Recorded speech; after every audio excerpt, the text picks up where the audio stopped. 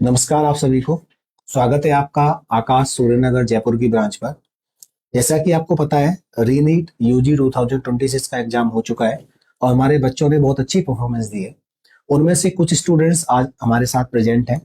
तो सामने हमारे बैठी हुई है सृष्टि। तो सृष्टि, हेलो। सबसे पहले आप थोड़ा सा अपने बारे में बताइए।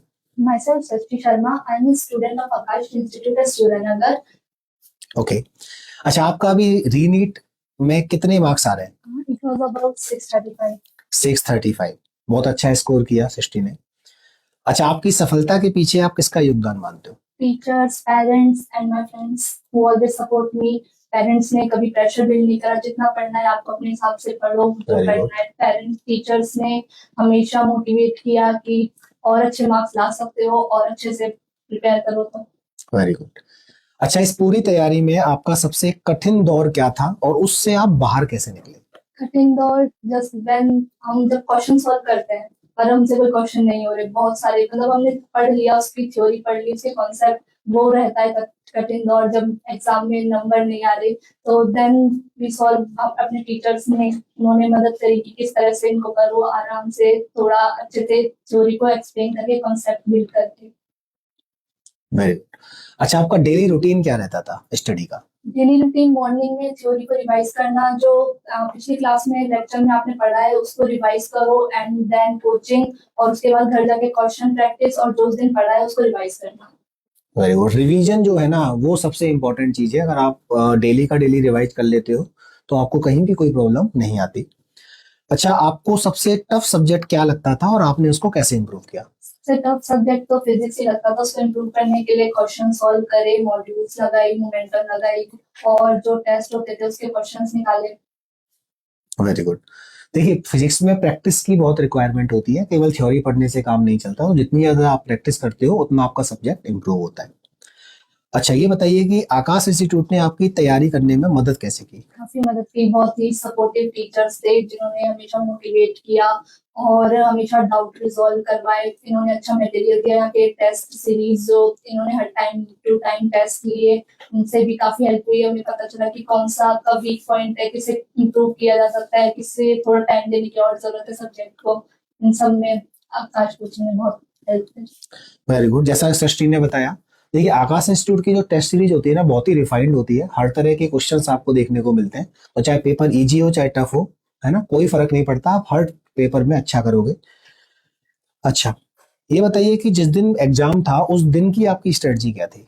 सिंपल सिटी की, रिलैक्स रहना है, क्योंकि एक बार हाइपर हो जाए तो सिली मिस्टेक तो बहुत ज्यादा हो ही जाती है। अपने आप को शांत करके आराम से पेपर देना है, आए तो ठीक, नहीं आए तो ठीक।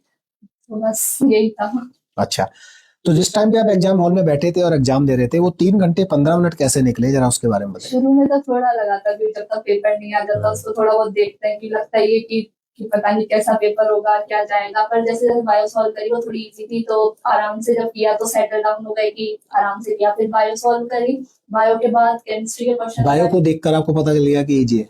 हाँ, बायो को देख कर तो यही लगा था इजी ठीक है। है ना। फिर जैसे केमिस्ट्री सॉल्व करी तो उसमें पता चल गया इजी तो नहीं है। इजी नहीं। हाँ, फिर ठीक है। मतलब उसके पे भी क्वेश्चंस काफी लेंथी थे, और जो कई क्वेश्चन थे जैसे ऑर्गेनिक के हो गए, इनऑर्गेनिक के कई क्वेश्चंस थे, तो फिर उनको करे, जो नहीं आ रहे उनको छोड़ा कि अभी देखते हैं, अगर हो जाए तो टाइम मिलेगा तो कर लेंगे। देन उसके बाद फिजिक्स करी, जो आ गई थी। फिर ओएमआर भरने के टाइम पर एक बार फिर फिजिक्स में क्या फील हुआ आपको?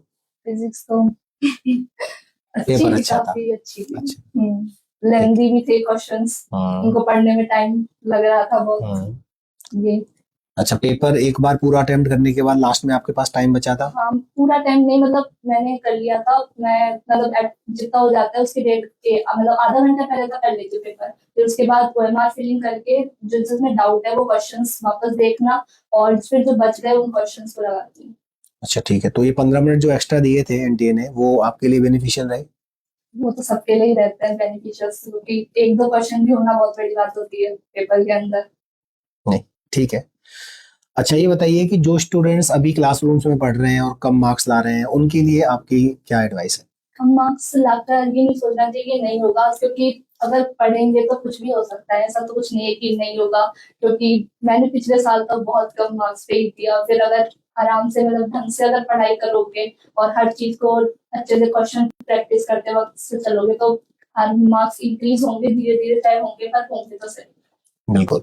देखिए, मतलब आपको रुकना नहीं है, आपको पढ़ते रहना है, टीचर्स जो बताते हैं वो काम करते रहना है, तो आपका सब्जेक्ट इम्प्रूव हो जाता है, ऐसा कुछ भी नहीं है। अच्छा, ये बताइए कि नीट जब कैंसिल हुआ था थर्ड में वाला, तो आपको कैसा लगा, और फिर रीनीट के लिए आपकी खुद से क्या उम्मीद थी?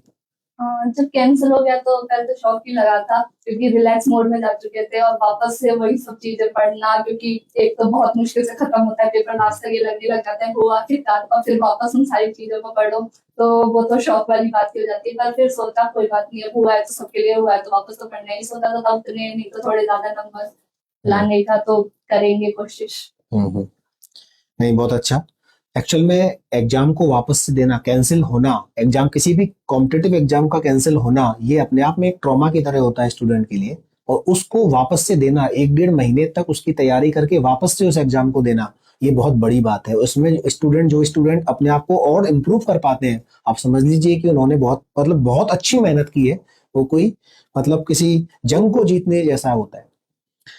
अच्छा, नीट का एग्जाम ओवर हो चुका है, अब आपका डेली रूटीन क्या रहता है? फोन, टीवी देखना, थोड़ा घूमना। अच्छा, हॉबीज क्या है आपकी?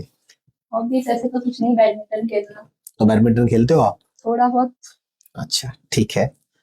अच्छा, टीवी में क्या सीरियल्स देखते हो? हाँ, अच्छा, बैठे, कौन सा सीरियल देखते हो? बहुत से। तो हम बहुत लोग सारे। चलिए, ठीक। अब एक रैपिड फायर राउंड है सृष्टि, तो फटाफट से आपको इनके आंसर दे रहे हैं। One word for Aakash. Discipline. Favourite subject? Chemistry. Morning study और night study? Night study. Mock test और theory? Mock test. Success mantra? Discipline today, doctor tomorrow. अच्छा, एक गलती जो नीट स्टूडेंट को नहीं करनी चाहिए? कभी भी जो टेस्ट होने चाहिए उनको इग्नोर नहीं करना चाहिए, हमेशा एनालाइज करना चाहिए। Very good. और आपके जूनियर्स के लिए एक message? Work hard because success always follows the work. Very good Srishti, thank you. Thank you sir.